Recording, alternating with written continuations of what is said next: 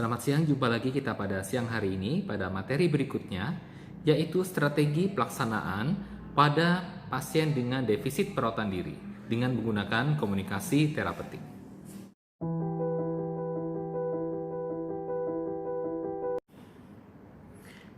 Pada komunikasi terapeutik terdiri dari 3 fase, yaitu fase orientasi, fase kerja, dan fase terminasi.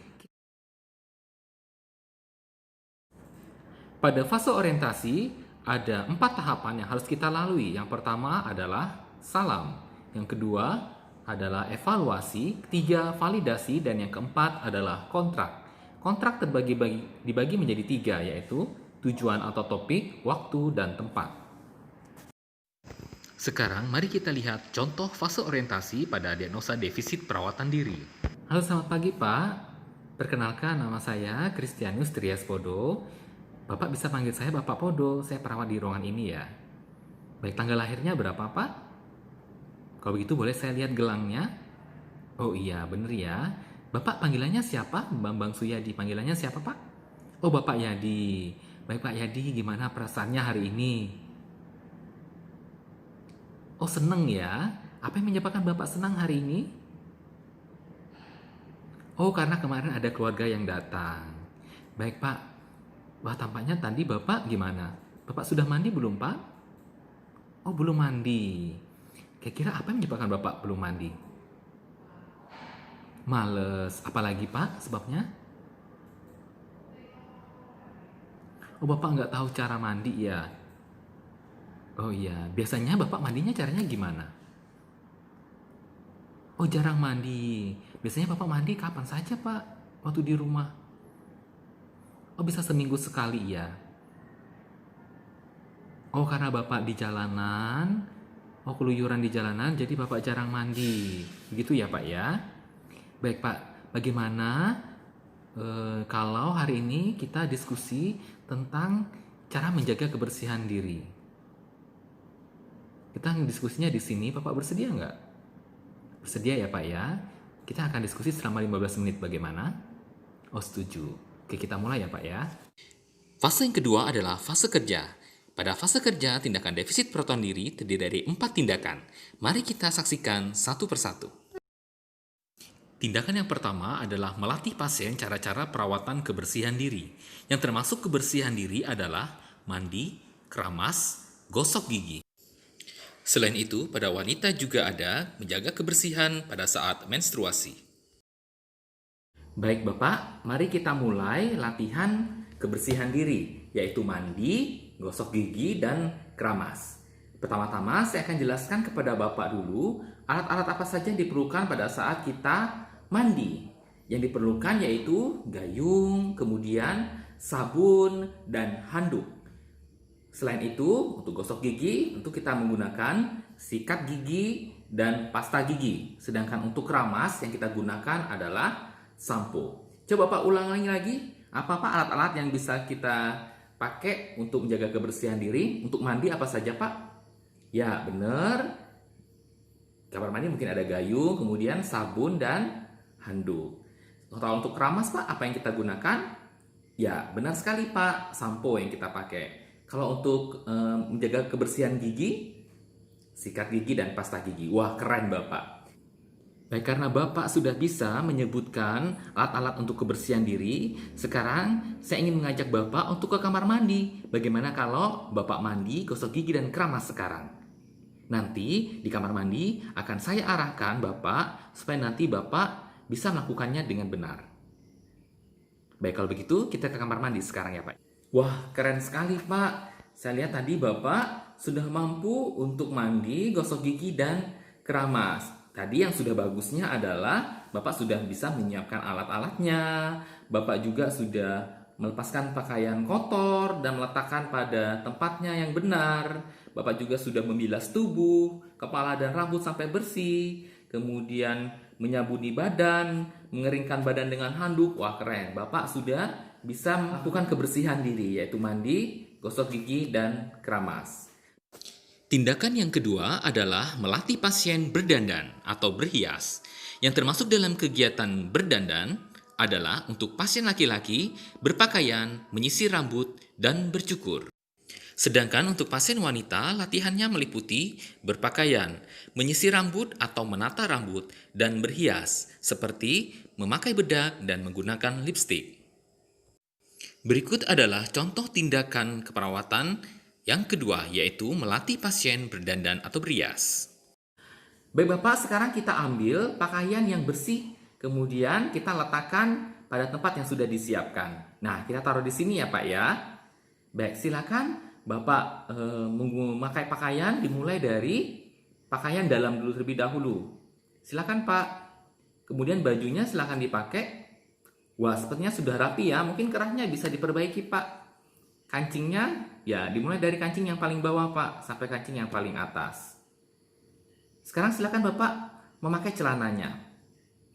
Wah, keren. Sekarang Bapak sudah terlihat rapi. Dan berikutnya adalah kita mau mencukur kumis dan jenggot Bapak. Ya, alat-alat yang dipakai apa saja Pak?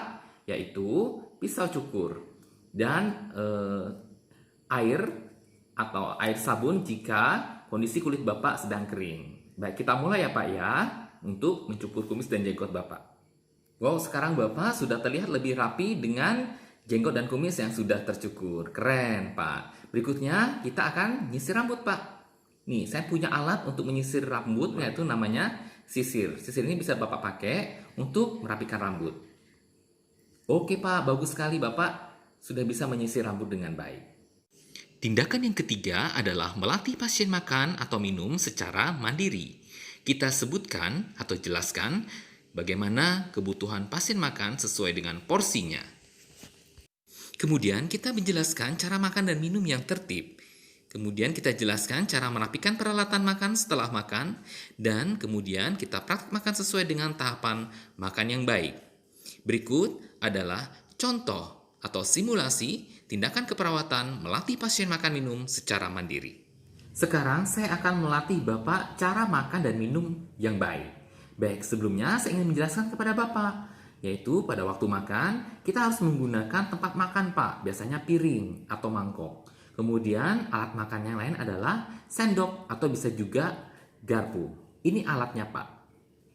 Ya, mari Pak, saya ajarkan Bapak cara makan dan minum yang baik. Yang pertama adalah kita harus mencuci tangan terlebih dahulu. Silakan Bapak cuci tangannya. Oh iya, bagus Pak. Bapak sudah mencuci tangan. Berikutnya adalah berdoa.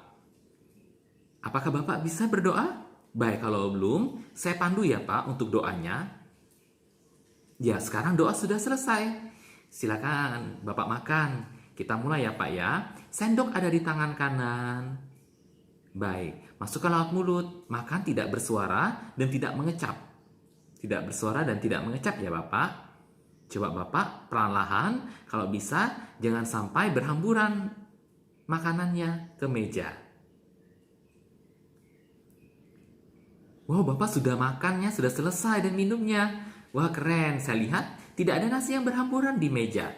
Baik, kalau begitu kita lanjut ya Pak ya. Yaitu Bapak mencuci tangan. Sekalian mencuci piring dan sendok yang Bapak gunakan. Wah, keren. Bapak sudah melakukannya. Baik, berikutnya adalah kita merapikan tempat makan Pak. Bapak boleh mengambil lap atau kain untuk mengelap meja makan. Wah, keren. Semuanya sudah beres ya Pak ya. Kalau begitu, sudah bisa. Bapak sudah bisa makan dan minum dengan benar. Latihan yang keempat adalah mengajarkan pasien melakukan buang air besar dan buang air kecil secara mandiri. Yang pertama, kita menjelaskan tempat buang air besar dan buang air kecil yang sesuai. Kemudian, kita jelaskan cara membersihkan diri setelah buang air besar dan buang air kecil. Dan yang terakhir, kita jelaskan cara membersihkan tempat BAB dan BAK. Berikut adalah contoh atau simulasi mengajarkan pasien melakukan BAB dan BAK secara mandiri. Selanjutnya, saya akan mengajarkan Bapak cara buang air besar dan buang air kecil. Baik Pak, jika Bapak ingin buang air besar atau buang air kecil, Bapak bisa melakukannya di kamar mandi atau toilet. Toilet di rumah sakit ini ada di sebelah sana Pak. Ya, kalau begitu mari kita ke sana. Baik, di sini ya Pak ya. Jika Bapak ingin buang air kecil atau buang air besar, Bapak bisa melakukannya di lubang itu Pak. Ya, di kloset itu. Ya, baik. Bisa Bapak praktekkan sambil saya arahkan. Ya, kemudian sudah selesai, silakan Bapak bersihkan anggota tubuh Bapak. Sampai bersih ya Pak ya. Ya, sudah bagus Pak. Itu sudah benar yang Bapak lakukan. Nah, berikutnya adalah menyiram Pak kloset yang baru saja Bapak gunakan. Sampai bersih ya Pak ya. Sampai tidak ada lagi bau atau aroma yang tidak enak. Ya, sudah bersih, dipastikan sudah bersih, berarti Bapak boleh meninggalkan kamar mandi atau toilet. Wah, keren Pak. Bapak sudah bisa melakukannya. Luar biasa. Diingat ya Pak ya. Fase yang terakhir adalah fase terminasi, terdiri dari evaluasi subjektif, objektif, rencana tindak lanjut, kontrak, dan salam. Baik Bapak, bagaimana perasaannya Pak setelah kita latihan tadi? Oh, senang ya Pak ya. Kemudian manfaat yang Bapak rasakan apa? Oh, lebih bersih, lebih wangi, apalagi? Oh, teman-teman jadi mau bergaul dengan Bapak, apalagi Pak? Lebih sehat, lebih segar ya. Wah, saya juga melihat Bapak giginya jadi bersih sekarang, badannya jadi wangi, kulitnya juga tampak bersih, seger ya Pak ya. Rambutnya rapi, jenggot dan kumisnya juga sudah rapi. Ya, pakaiannya juga bersih. Tadi Bapak juga sudah makan dan minumnya sudah hebat. Kemudian ke kamar mandinya, toiletnya juga sudah benar. Bapak luar biasa. Kalau begitu, latihannya jangan sampai lupa ya Pak ya. Apa saja yang pertama? Ya, untuk kebersihan diri apa saja Pak? Iya, mandi, gosok gigi, dan keramas. Kemudian untuk berdandannya, Bapak tadi apa? Iya benar Pak, mencukur dan menyisir rambut. Kemudian berpakaian juga. Kemudian apa Pak lagi? Iya, untuk makan dan minum yang benar ya Pak ya. Berikutnya adalah buang air besar dan buang air kecil. Wah, Bapak sudah bisa melakukannya. Kalau begitu, kita masukkan dalam jadwal kegiatan harian Bapak ya. Baik, kalau mandi, biasanya Bapak berapa kali sehari? Bagaimana kalau 2 kali sehari Pak? Biasanya kita 2 kali sehari kalau mandi. Baik, mandinya jam berapa Pak? Ya, jam 6 pagi ya Pak ya. Kalau sore, jam 5 sore. Baik, kalau gosok gigi dan keramas, ya gosok gigi biasanya ada yang sebelum tidur Pak 1 kali. Baik, pagi dan sebelum tidur ya Pak ya. Kalau keramas, ya bagaimana kalau setiap hari Bapak keramas? Bapak maunya pagi atau sore? Oh, sore saja. Baik, sore. Saya tulis di sore ya Pak ya, keramasnya. Baik, kalau untuk makan, ya sesuai dengan rumah sakit 3 kali sehari ya Pak ya. Di sini makan jam 7 pagi, kemudian jam 1 siang, dan jam 6 sore. Saya tulis ya Pak ya kegiatannya ini ya. Baik, biasanya kalau buang air kecil, ya nanti tergantung ya Pak ya. Kalau Bapak lagi ingin buang air kecil atau buang air besar, latih dan lakukan sesuai dengan yang sudah kita ajarkan tadi. Baik Bapak, berikutnya besok kita akan latihan yang lain, yaitu untuk melatih masalah Bapak yang lain, yaitu tentang suara-suara bisikan. Ya Pak ya, Bapak maunya kita latihan di mana? Oh, di sini. Baik, jam berapa Bapak mau kita bertemu? Jam 10 pagi. Baik, kita akan ngobrol selama 15 menit ya Pak ya. Baik, kalau begitu, silakan Bapak beristirahat. Saya doakan semoga Bapak lekas sembuh ya. Baik, demikian materi kita pada hari ini, yaitu tentang strategi pelaksanaan pada pasien dengan diagnosa defisit perawatan diri. Semoga bermanfaat bagi kita semua. Sukses, salam sehat jiwa.